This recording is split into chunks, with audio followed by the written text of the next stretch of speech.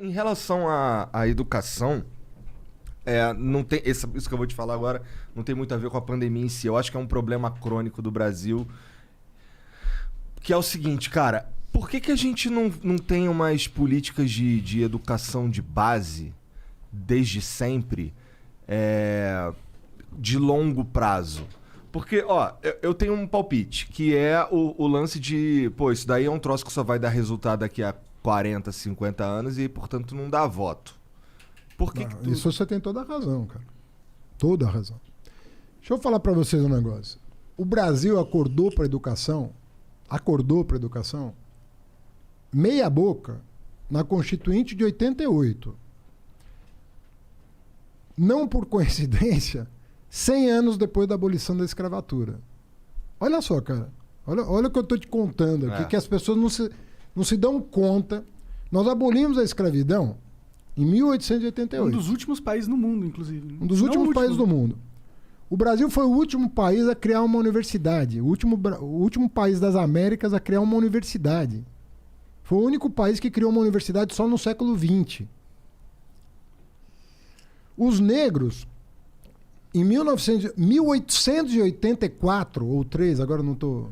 Tem uma lei chamada Lei Saraiva. Bota lá no Google que você acha. Lei Saraiva. Proibindo quem não era alfabetizado de votar. Já prevendo a abolição da escravidão, para os escravos não votarem, como eram todos analfabetos, aprovaram uma lei proibindo quem era analfabeto de votar. Ou seja... Sabe quanto tempo durou essa lei? 100 anos. Caralho. 100 anos.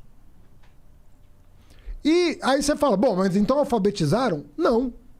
Porque era justamente o instrumento de controle. Para não deixar os pobres votar, não alfabetizavam. E a lei proibia votar sem alfabetização.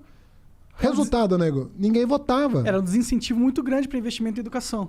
Então, veja só, você que era alfabetizado, você que ia para a universidade, você que ia para Coimbra estudar direito, você não estava preocupado com a educação porque você já estava educado. O cara que estava preocupado com a educação não podia votar. E aí, meu? Quem é que ia falar, tem que educar?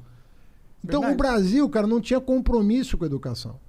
E assim, eu participei, modéstia à parte, de uma primeira revolução na educação brasileira, que foi abrir as portas da universidade pro pobre. Ele me confessou que namorou 2 prounistas. Eu sou prounista também. 3? Puta, cara, tu tá cercado. Tô cercado. Não, mas eu não namorei o monarca. Agora vai me negar. Mas, cara, olha só. Nós precisamos chegar no século... Porra, cara, eu tô cercado de prounista por todos os lados. Mas e a base, Fernandão? Não, mas a base... Não, vê bem. Outra coisa errada é imaginar a separação da básica e da superior. Leia os historiadores, você vai saber o seguinte. O projeto nacional nasce quando o pobre chega na universidade. Aí você começa... Aí a universidade começa a pensar o país todo e não só a elite. Porque a nossa universidade era ultra elitista. Agora, eu vou te perguntar, qual foi, no Brasil, os estados que mais avançaram na educação? Foram os estados do Nordeste. Por 2 razões. Que nós queremos um fundo para financiar a educação do Nordeste chamado Fundeb, e porque o Nordeste estava tão atrasado em relação ao Sudeste que tinha muita margem para melhorar. Para ganhar, para evoluir. Juntou essas 2 coisas, quais são os exemplos de educação no Brasil hoje de estirão, né? Do cara dar aquela decolada? Ceará, Pernambuco, Maranhão, Piauí. Se fala desses estados. Então, o Brasil está vivendo um momento...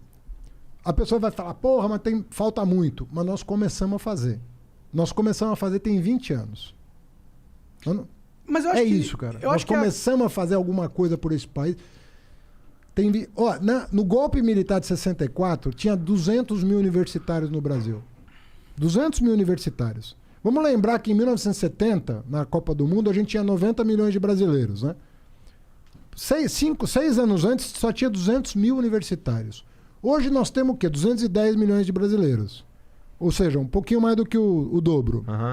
Nós temos 8 milhões de universitários. O que eu estou querendo dizer é o seguinte: quem reclama está certo. Mas quem olha o filme vai entender que nós começamos a enfrentar esse lance para valer. Entendo. Mas eu acho que a crítica... Vamos colher isso? Nós vamos colher. Agora, precisa ter perseverança. Não dá para ter essas idas e vindas que estão acontecendo. O que está acontecendo hoje no MEC é muito grave. O que está acontecendo? Porra. Eu não sei, sinceramente. Não, cara, é loucura. Estão nomeando gente para os órgãos do MEC que não são da educação. E eles estão fazendo o que exatamente de loucura, exatamente? Cara, primeiro assim, eles estão desmontando coisas que comprovadamente deram certo. Então, por exemplo, investimento em ciência e tecnologia no Brasil caiu 70%. Aí você fala, pô, não tem dinheiro. Bom, mas para milico tem. Para trator tem. Os trator que o Bolsonaro comprou essa semana. Ele comprou o trator? Pô, 3 bi. Ou você entrar no Twitter agora... 3 bi não era o orçamento paralelo para ele... É esse. É desse que eu tô falando. Isso é emenda, não é? É, mas...